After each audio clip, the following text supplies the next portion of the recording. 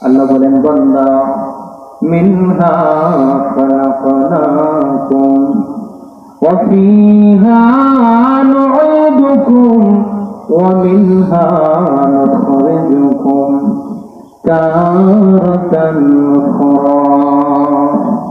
ও বান্দা, কিসের তো অহংকার, কিসের তো দাম্ভিকতা, কিসের তো অহংকার, কিসের তো সৌন্দর্যের বড়াই, কিসের তো জনবলের বড়াই, কিসের তো গায়ের শক্তির বড়াই। বান্দারে, কি নিয়া তুমি বড়াই করো? তুমি যেই জমিনের মধ্যে বুকটা টান টান কইরা চলো, এই জমিন থেকে আল্লাহ তোমারে বানাইছে। সাময়িক সময়ের জন্য আল্লাহ মুলহত দিয়া দিছে, দিল দিয়া দিছে। বান্দা, সাময়িক সময় জমিনে চল, সময় যখন শেষ হয়ে যাবে ওই জমিনের মধ্যে আমি আল্লাহ তোরে আবার পাঠায় দিব। ঠিক কিনা? যত বড় বলবান হও, ক্ষমতাধর হও,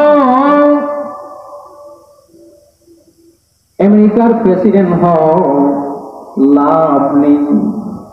দুনিয়ার মধ্যে জমিনে চলাফেরা করতে গিয়া কত কোট, কত ঠাই, কত টাইস, কত এয়ার কন্ডিশন, কত কিছু দিয়া চলাফেরা করলাম। রাস্তা দিয়ে বের হওয়ার আগে কত ধরনের পারফিউম ব্যবহার করলাম। জীবনে চলাফেরা করতে গিয়া কত ধরনের সোনো পাউডার মাখলাম। জীবনে চলার জন্য, সৌন্দর্য দেখানোর জন্য কত ক্রিম মাখলাম, কত তেল মাখলাম। নিজের সৌন্দর্য বর্জনের জন্য, মাথার চুলের জন্য কত ধরনের রং বেরঙের তেল মাখলাম। এই স্কিনকে সুন্দর দেখানোর জন্য, নিজেকে যেন বুড়া না লাগে সেই জন্য কত ব্যবস্থা নাতুন করলাম। ও বান্দা শোন, তোরে কিন্তু আমি মাটি থেকে বানাইছি, ওই মাটির মধ্যেই তোরে আমি আবার পাঠাই দিব। বান্দা, এই শরীর নিয়ে, এই দেহ নিয়ে অহংকার করিস না। অহংকারের চাদর একমাত্র আমি আল্লাহ তাআলা। এ বান্দা শোন, আমি আল্লাহ তাআলা এই দুনিয়ার মধ্যে যত ধরনের ক্ষমতাধর ছিল তাদের দিকে তাকায়া সবক হাসিল করো। আমি আল্লাহ তাআলা কাউকে দুনিয়াতে থাকতে দেই নাই, কাউকে দেখতে দেই নাই, কাউকে না।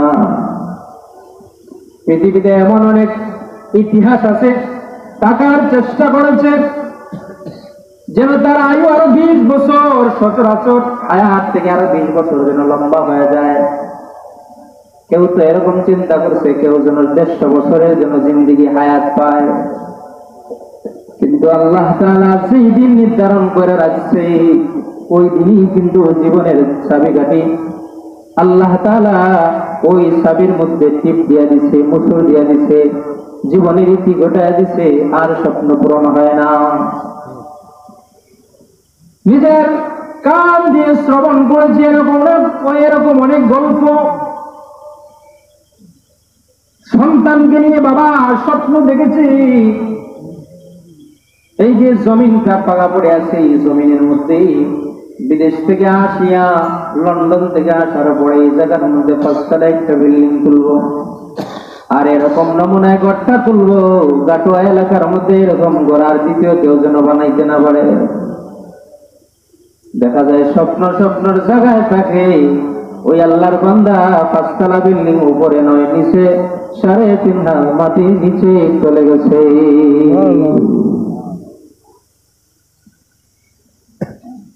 হে মুসলমান, আল্লাহর গোলাম, এই জন্য আপনি আমার চিন্তা করতে হবে।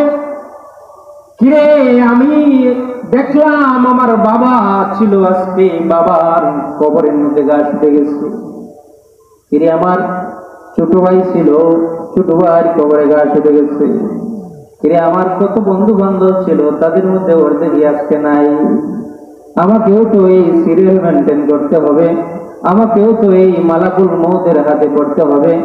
আমার নামও একদিন মানুষ আইসা আব্দুল্লাহ, আব্দুর রহমান বলে ডাকবে না, বাড়ির চতুর্পাশে মানুষ ঘেরাও করবে, ওই অমুকের লাশটা কোথায়, অমুকের লাশ কোথায়, অমুকের নামটা বলে আর কেউ ডাকে না।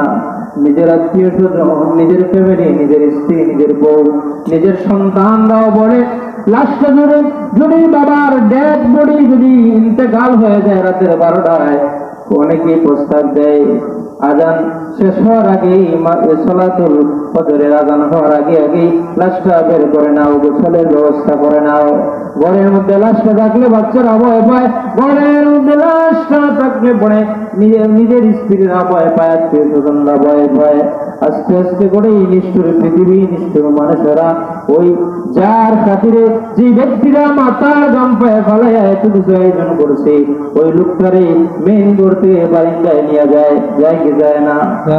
সকাল 10টার আগেই ঘরের বারিন্দা থেকে বের করিয়া উঠোনের কোনার মধ্যে রেখে দেয়। আরে ভাই আমার, তুমি মনে করছো তোমার জন্য দুনিয়া আটকা থাকবে? তুমি মনে করছো তোমার জন্য তোমার ফ্যামিলি আটকায় থাকবে? তুমি মনে করছো তোমার জন্য তোমার মেয়ের বিয়া আটকায় থাকবে? তুমি মনে করছো তোমার জন্য তোমার ছেলের বিয়া আটকায় থাকবে? না না, গত কয়েকদিন আগে ইন্টারনেটে একটা ভিডিও ছড়া পড়েছে, দেখলাম সন্তানের বিয়ার ডেট হয়ে গেছে, ওই দিন বাবার ইন্তেকাল হয়ে গেছে। ওই দিন বাবার ইন্তেকাল হওয়ার পর ওই আয়োজনের জায়গায় আয়োজন আছে, সন্তানের শ্বশুর বাড়ি থেকে মানুষ রাম দাম পূর্তি করিয়া সবাই মস্ত করিয়া ফেট করিয়া খাইতেছে। আবার বাবার লাশটা সাদা মার্কিন কাপড় দিয়া প্যাকেট করিয়া উঠোনের এক কোনার মধ্যে রেখে দিছে, কেউ ওই লাশটার কাছে আর মিলতেছে না। তুমি মনে করতেছো তোমার জন্য আটকে থাকবে? কই আটকে এত থাকলো না। বিয়ার ডেটটাও তো বিচাইল না, বিয়ার ডেট অনুযায়ী তোমার ওই দিন মৃত্যু হয়ে গেল, তোমার মৃত্যু তারা এক পাশে রাইখা দিল, তোমার মরণের এই খবরটা, তোমার নিতর দেহটা এক পাশে রাইখা দিল, রাইখা বিবাহের আনন্দ করছি যে তোমার আপন সন্তানটাও মেতে উঠেছে।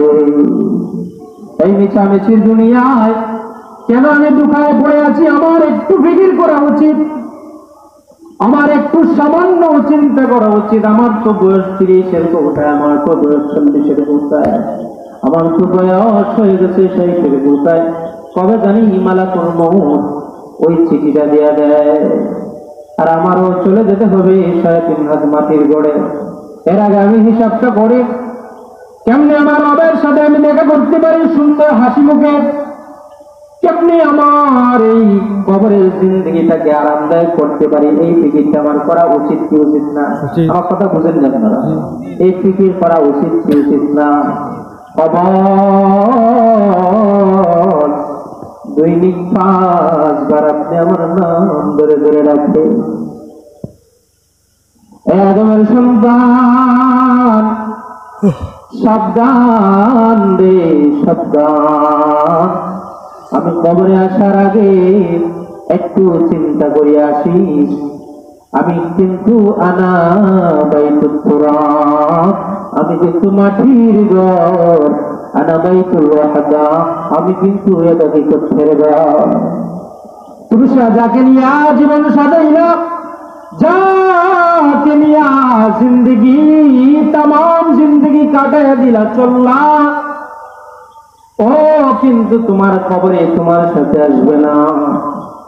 আদমের সন্তান রে, বুঝে শুনিয়া কবরে আইসো। কবর বলে আনা বাইতুল গুরবান, আমি কিন্তু 7 বিচ্ছুর ঘর, আমি কিন্তু অন্ধকারের ঘর। আলো নিয়ে আইসো, বাতাস নিয়ে আইসো, এরকম আমল নিয়ে আইসো। ওই আমরা তো একবার এইরকম ফিকির করি না। গরমের দিন আসতে পড়ে ঘরের মধ্যে এয়ার কন্ডিশন সিস্টেম করতে হবে, মসজিদের মধ্যে এসি লাগাইতে হবে, ফ্যান লাগাইতে হবে, এরকম চিন্তা আমরা সবাই করে নিচ্ছি। গরমের দিন আসতেছে, ফ্যানটা পরিষ্কার করতে হবে, ঘরের সিলিং ফ্যানটা পরিষ্কার করতে হবে, নষ্ট হলে ঠিক করতে হবে। রে ভাই, একবার তো চিন্তা করলো না সামনে যে তোমার আমার সামনে মালাকুল মউত ঘোরাফেরা করতেছে। কবরের মধ্যে কেমনে এয়ার কন্ডিশন ফিটিং করা যায়, কবরের মধ্যে অন্ধকার, কবরে কেমনে আলো বলানো যায় এই কবরের মধ্যে সাপ বিচ্ছুর ঘর, এই সাপ বিচ্ছুর ঔষধ নিয়ে কেমনে কবরে যাওয়া যায় একবারও তো আমরা মনে করি না, চিন্তা করি না।